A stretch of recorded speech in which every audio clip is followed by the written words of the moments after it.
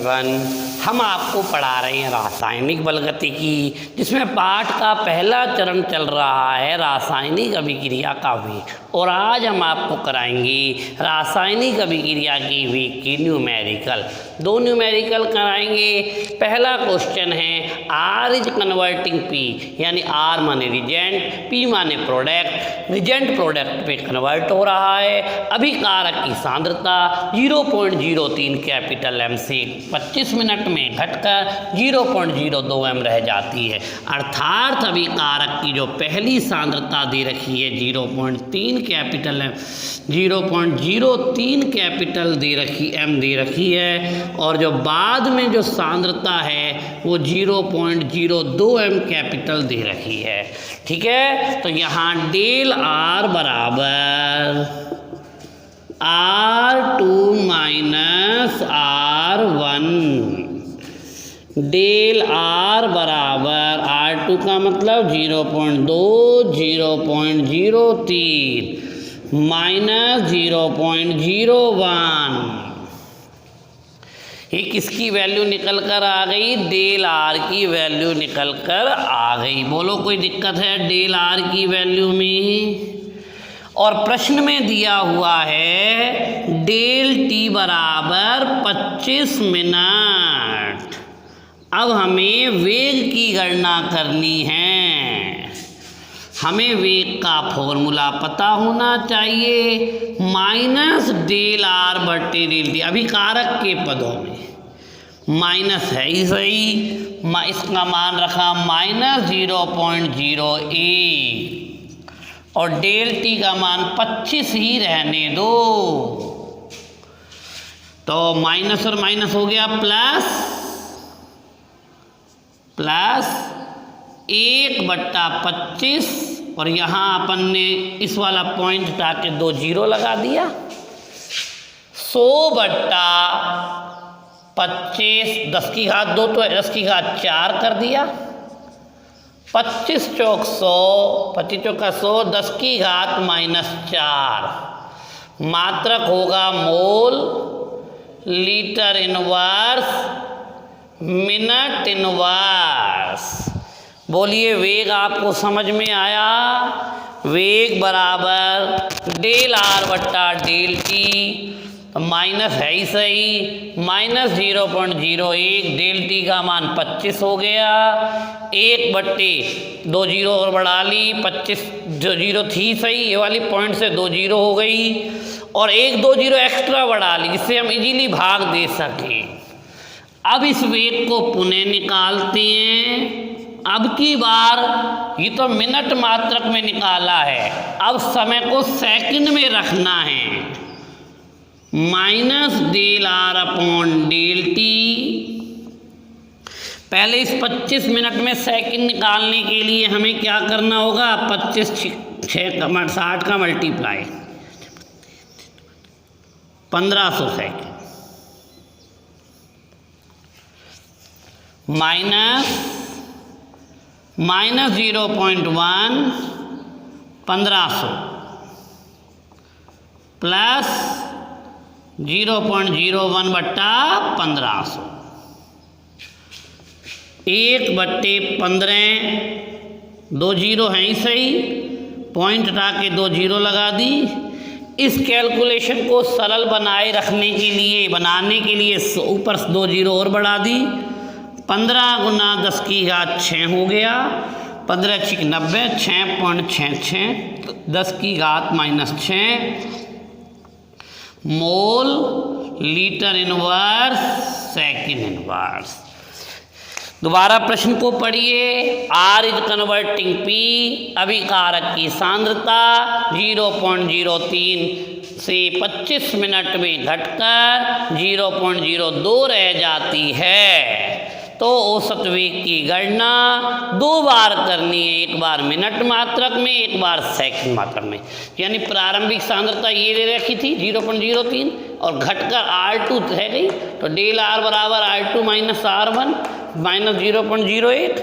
तो तो del T समय 25 मिनट दे रखा है, 25 गुना 60 1500, वेग का मान माइनस डेल आर बट्टे del T, minus del R का मतलब माइनस 0.08 और समय का मतलब 25। कैलकुलेशन बड़े आराम से कर लोगे आप, ठीक है ना।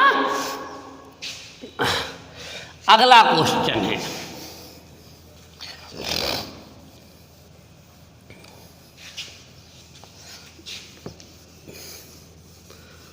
बिल्कुल ऐसा ही है वो भी। क्वेश्चन है 2a इज इक्वल टू उत्पाद, अब की बार आर इज कन्वर्टिंग पी नहीं लिख रहा, 2a इज इक्वल टू उत्पाद और उसमें लिख रहा है ए की सांद्रता 10 मिनट में 0.5 मोल लीटर इनवर्स से घटकर 0.4 मोल लीटर इनवर्स रह जाती है। प्रश्न समझ में आ गया।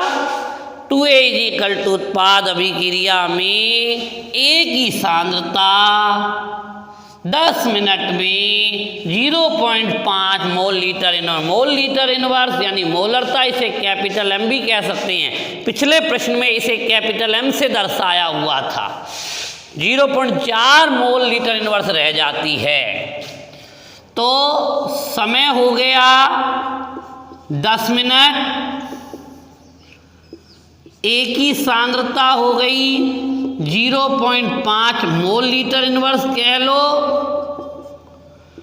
और बाद वाली जो सांद्रता हो गई 0.4 mole litre inverse. Del A बराबर हो गया A2 minus A1,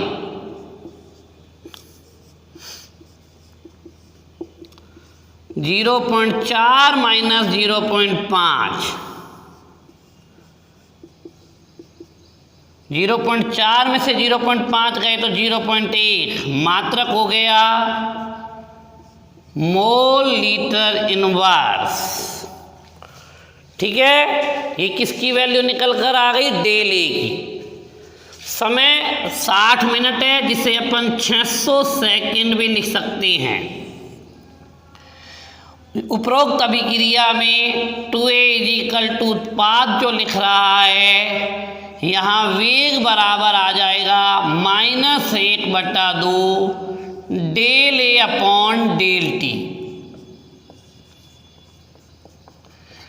del A का मतलब 0.1 माइनस में है ना, ये लो माइनस में, और डेल टी 600, माइनस और माइनस प्लस हो गया। 0.1/1200, 1/12,000, 100/12 गुना 10 की घात 5, 12/5 1284, 12/8 96, 4 बच गए, 12×3 36, 3 10 की घात -5, मात्रक आएगा mole litre inverse second inverse. ठीक है भैया, ये हमारे पास 2a इक्वल टू उत्पाद का सवाल हो गया, जहाँ पर 10 मिनट में अभिकारक की सांद्रता 0.5 मोल लीटर इनवर्स से घटकर 0.4 मोल लीटर इनवर्स रह गई। तो डेल ए का मान A2 माइनस A1 से निकाल लिया, -0.1 आया, और ये पता लग गया 1/2 क्यों आया, क्योंकि अभिक्रिया में 2a इक्वल टू उत्पाद है, डेल ए का मान माइनस में है और फॉर्मूले में भी माइनस आ रहा है। ठीक है, माइनस और माइनस प्लस हो गया। 0.1/1200, पॉइंट हटाएंगे 1/12,000। कैलकुलेशन को सरल बनाए रखने के लिए ऊपर नीचे 100 का मल्टीप्लाई कर दिया, ऊपर हो गया 100 और नीचे हो गया 3 जीरो पहले ही थी, 5 जीरो 10 की घात 5, 100 में 12 का भाग दिया 8.33 10⁻⁻5, मात्रक हो गया mole litre inverse second inverse. ठीक है, ये हमने अभी अभी आपको 2 न्यूमेरिकल करना सिखाया। अब मैं आपको एक बात बताता हूँ, जब कोई अभिक्रिया जटिल अभिक्रिया होती है, बड़ी अभिक्रिया होती है, तो एक या एक से अधिक पदों में संपन्न होती है। जटिल अभिक्रिया, देखो सरल अभिक्रिया एक पद में ही संपन्न हो जाती है, लेकिन जटिल अभिक्रियाएं जो होती हैं एक से अधिक पदों में संपन्न होती है। सरल अभिक्रिया एक ही पद में संपन्न हो जाती है और जटिल अभिक्रिया एक से अधिक पदों में संपन्न होती है। यहाँ तक समझ में आ रही है? सरल अभिक्रिया एक ही पद में संपन्न होती है और जटिल अभिक्रिया एक से अधिक पदों में संपन्न हो जाती है। ठीक है, आगे बढ़ते हैं। सरल अभिक्रिया एक ही पद में संपन्न होती है, जटिल अभिक्रिया एक से अधिक पदों में संपन्न होती है। जो एक से अधिक पहला जो पद होता है वो मंद गति का पद होता है, प्रथम पद मंद गति का पद, इसे वेग निर्धारक पद भी कहते हैं। वेग निर्धारक पद भी कहते हैं। प्रथम पद, पद एक, और जो बाद वाले पद होते हैं 2, 3, वो तीव्र गति के पद होते हैं। ये एक सामान्य जानकारी दी है मैंने। सरल अभिक्रिया एक ही पद में संपन्न होती है, परंतु जटिल अभिक्रिया एक से अधिक पदों में संपन्न होती है। जटिल अभिक्रिया में पहला पद जो होता है वो मंद गति का पद होता है, इसे वेग निर्धारक पद कहते हैं। दूसरा और तीसरा जो पद होते हैं वो तीव्र गति के पद होते हैं। ठीक है, आगे बढ़ते हैं। एक शब्द आता है रासायनिक अभिक्रिया की कोटि, और एक शब्द आता है रासायनिक अभिक्रिया की अणुसंख्यता। पहले अणुसंख्यता, किसी रासायनिक अभिक्रिया में भाग लेने वाले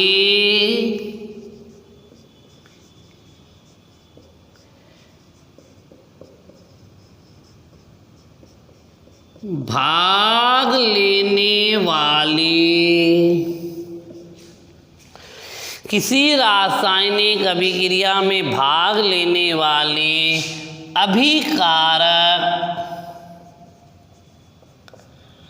अणुओं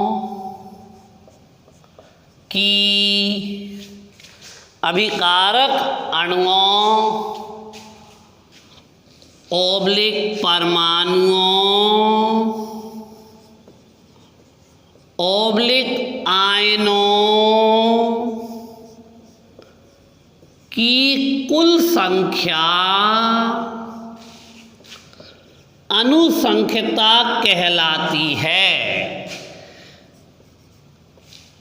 किसी रासायनिक अभिक्रिया में भाग लेने वाले अभिकारक अणुओं, परमाणुओं और आयनों की कुल संख्या अणुसंख्यता कहलाती है।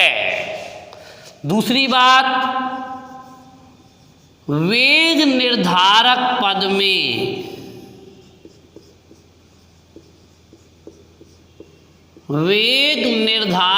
में रासायनिक अभिक्रिया का वेग निर्धारक पद है ना, पहला पद, भाग लेने वाले, पहले पद में, सारी अभिक्रिया में नहीं, सिर्फ पहले पद में भाग लेने वाले अभिकारक अभिकारक अणुओं परमाणुओं ऑब्लिक आयनों की कुल संख्या,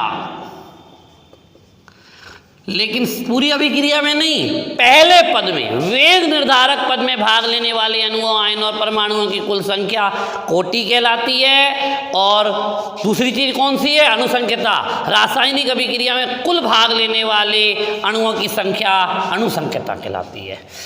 तो अभिक्रिया की क्रिया विधि देखने से पता नहीं चलती, ये तो देखने से पता लग जाती है। यह एक सैद्धांतिक राशि है।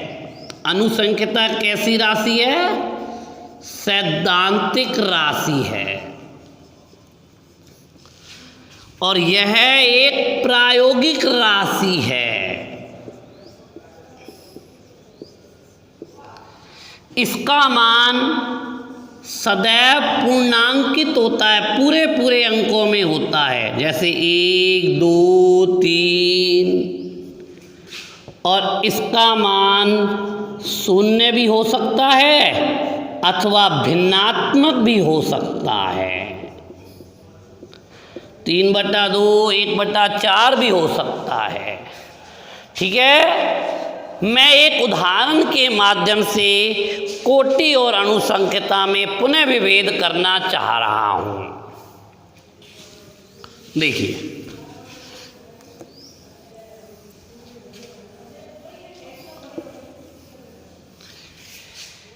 यह एक N2O5 का अपघटन एक अभिक्रिया है जिसमें 4NO2 और O2 बनता है। क्रियाएं, यह एक जटिल क्रिया है, एक से अधिक पदों में संपन्न होती है। पहले पद में N2O5 का अपघटन होगा, एक बनेगा N2O3 और एक बनेगा NO2।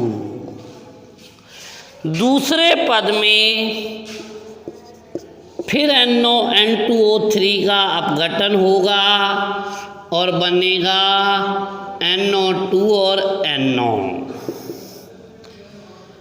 पद 3, ये जो NO है, फिर N2O5 का अपघटन होगा 3NO2।